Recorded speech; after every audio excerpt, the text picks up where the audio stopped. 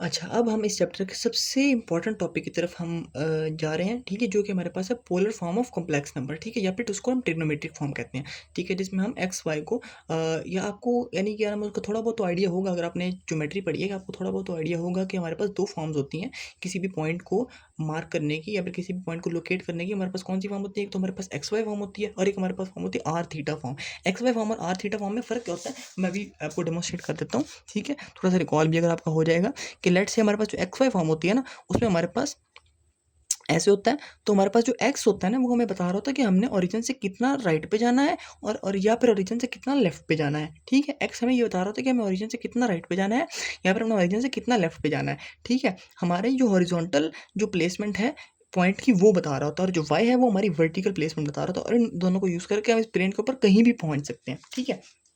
और जो हमारे पास आर थीटा वाली फॉर्मेशन होती है, ठीक है? आर कॉमा थीटा वाली वो क्या होती है? वो ऐसी होती है कि हमारे पास जो आर है ना, वो एक रेडियस होता है किसका? सर्कल का, ठीक है? वो रेडियस सर्कल का कैसे होता है मैं आपको बताता हूँ कि जो आर है हमारे पास वो इस सेंटर से लेकर डिस्टेंस बता रहा होता है कि हमारा जो पॉइंट है कितने डिस्टेंस पे लेट्स से अगर आर 3 कह रहा है तो मतलब यानी कि यहाँ पे अगर 3 लाइक आ रहा है ना तो हम यहाँ से ना ऐसे-ऐसे करके एक डॉटेड सर्कल बना लेते हैं कि इस सर्कल के ऊपर वो हमें ये पता लग गया कि आर 3 है लेकिन हमें ये नहीं पता लगा कि थीटा क्या है, ठीक है? तो हमें ये पता लग गया कि भाई ये सर्कल है, इस सर्कल के ऊपर कहीं पे भी वो पॉइंट लाइक कर सकता है। अगर हम वो थीटा बता दें, अगर वो कह देगा थीटा 60 डिग्री है तो यहाँ से हम एक 60 डिग्री के ऊपर रे निकालेंगे और वो रे और ये सर्कल जहाँ पे इंटरसेक्ट कर रहे होंगे वहाँ पे वो पॉइंट लाइक कर रहा होगा, ठीक है? अगर हम कहेंगे थीटा 90 डिग्री है तो हम यहाँ से एक रे निकालेंगे 90 डिग्री के ऊपर और वो ये सर्कल और वो पॉइंट यहाँ पे इंटरसेक्ट कर रहे होंगे, सॉरी ये सर्कल और ये रे जहाँ पे इंटरसेक्ट कर रहे होंगे वहाँ पे वो पॉइंट एग्जिस्ट कर रहा होगा। इस तरह एक्स वाई फॉर्म हमारे पास क्या होता है कि लेट से हमें पहले अगर हमें वो एक्स बता दे, मिसाल के तौर पे उसने हमें एक्स बता दिया कि एक्स था 3, ठीक है? तो एक्स इज इक्वल टू 3 के ऊपर मैंने ऐसे एक स्ट्रेट लाइन ड्रॉ कर ली, इस स्ट्रेट लाइन की यानी इन्फिनिटी से जा रही है लाइन, ठीक है?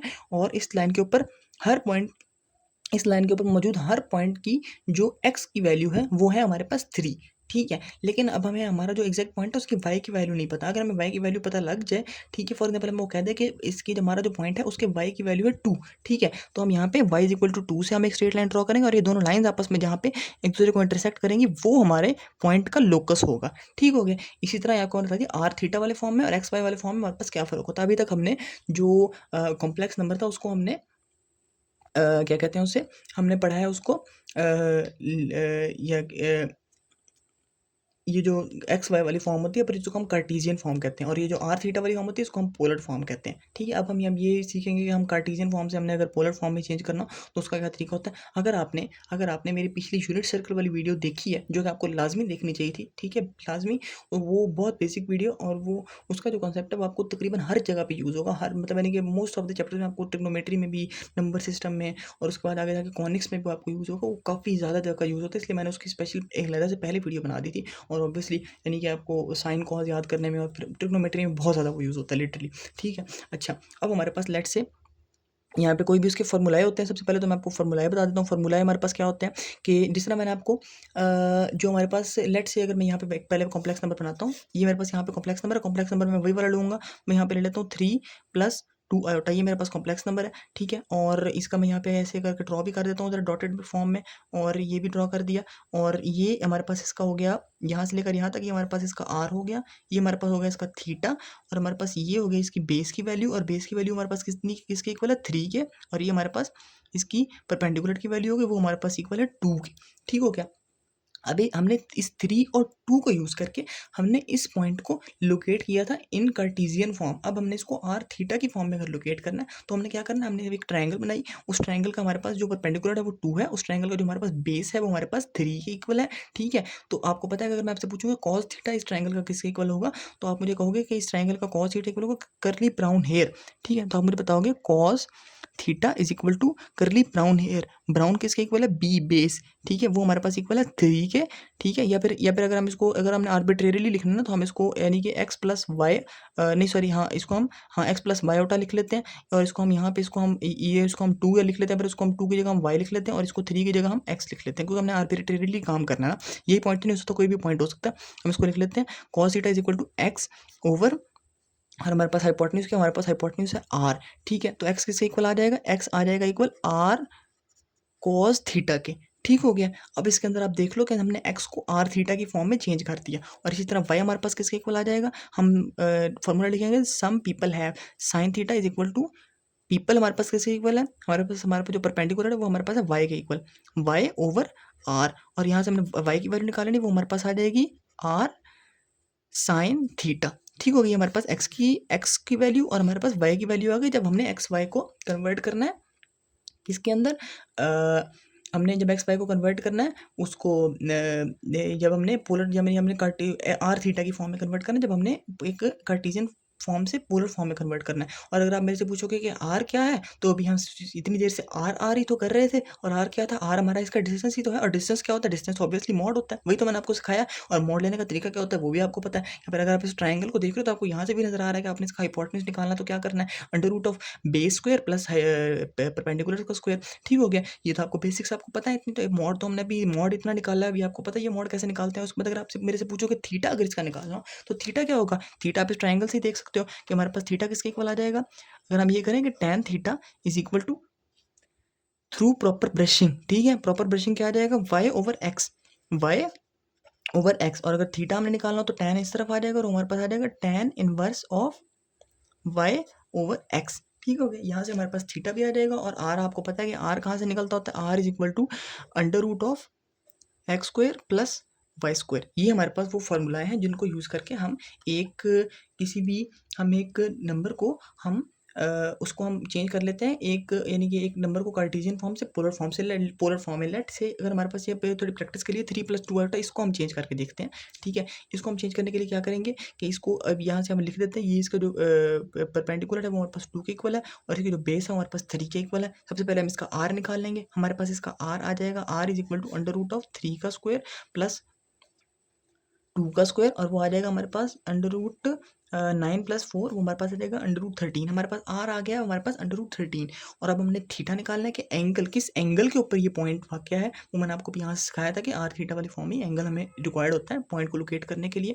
वरना तो अगर हमारे पास एंगल ना हो तो वो इस रे के ऊपर कहीं पे भी अगर हमारे पास सॉरी अगर हमारे पास एंगल ना हो तो इस सर्कल के ऊपर कहीं पे भी वो पॉइंट लाई कर सकता है। और अगर हमारे पास एंगल हो लेकिन हमारे पास क्या नाम है उसका आर ना हो, ठीक है, डिस्टेंस ना हो ओरिजिन से उस पॉइंट का, तो फिर वो पॉइंट इस रे के ऊपर कहीं पे भी लाई कर सकता है। ये इश्यूज होते हैं, ठीक है, इसलिए हमें दोनों चीज़ें ही चाहिए होती है पॉइंट को लोकेट करने के लिए। अब हम थीटा निकाल लेंगे, थीटा का क्या तरीका होगा कि थीटा हमारे पास आ जाएगा, theta is equal to tan inverse of y क्या है हमारा 2/3। इसकी अगर आप वैल्यू कैलकुलेट करना तो आपके पास आ जाएगा। और अगर आपने जब इसको कैलकुलेट करना निकालना, फॉर एग्जाम्पल मैं इसका फर्ज कर लेते हैं कि ये आ रहा है मेरे पास 1/2 के, tan इनवर्स ऑफ 2/3 1/2 नहीं होता, लेकिन मैं फर्ज कर लेता हूँ कि आ रहा है इसका आंसर 1/2 के, ठीक है, समझाने के लिए सिर्फ। ठीक है, तो इसको हम फिर आगे जब इसको हमने पोलर फॉर्म में लिखना होगा तो हम इसको कैसे लिखेंगे कि इसको लिखने का तरीका होगा r cos theta plus iota sine theta, और इस sorry r iota sine theta, या फिर इसको हम आर बाहर कॉमन लेके भी लिख सकते हैं। और इसको उसी तरह हम लिखेंगे अंडर रूट 13,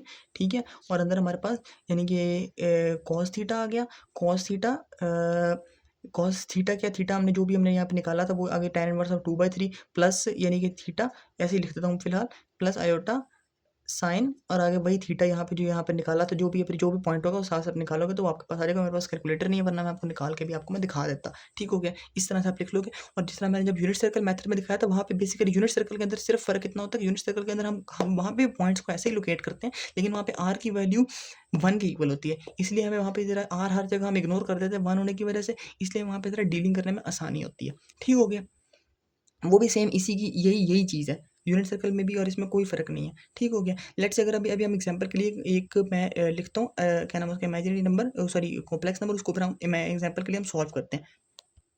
लेट्स से मेरे पास कॉम्प्लेक्स नंबर है -1 माइनस अंडर रूट 3 आयोटा। अगर मैं आपको कहूँ इसको सॉरी अगर मैं आपको कहूँ कि इसको आप यानी कि कार्टेशियन फॉर्म में लिखो तो आप लिख दोगे -1 माइनस अंडर रूट 3। ठीक हो गया, अब इसको हम सॉल्व कर लेते हैं। इसका सबसे पहले हम निकालेंगे आर, या फिर इसका हम निकालेंगे डिस्टेंस। डिस्टेंस ओरिजिन से कैसे निकलेगा, आर इज इक्वल टू 1 का स्क्वायर या फिर -1 का स्क्वायर, वो भी वही बनता है, और प्लस अंडर रूट 3 का स्क्वायर, और ये हमारे पास बन जाएगा 1 + 3 के इक्वल, जो कि हमारे पास अंडर रूट 4 या फिर हमारे पास बन जाएगा 2 के इक्वल। तो हमारे पास आर की वैल्यू आ गई, आर किसके इक्वल है 2 के। यहाँ से हमारे पास आर की वैल्यू आ गई। अब हमने निकाल ली थीटा की वैल्यू। थीटा की वैल्यू हमारे पास किसके इक्वल होगी, theta is equal to tan inverse of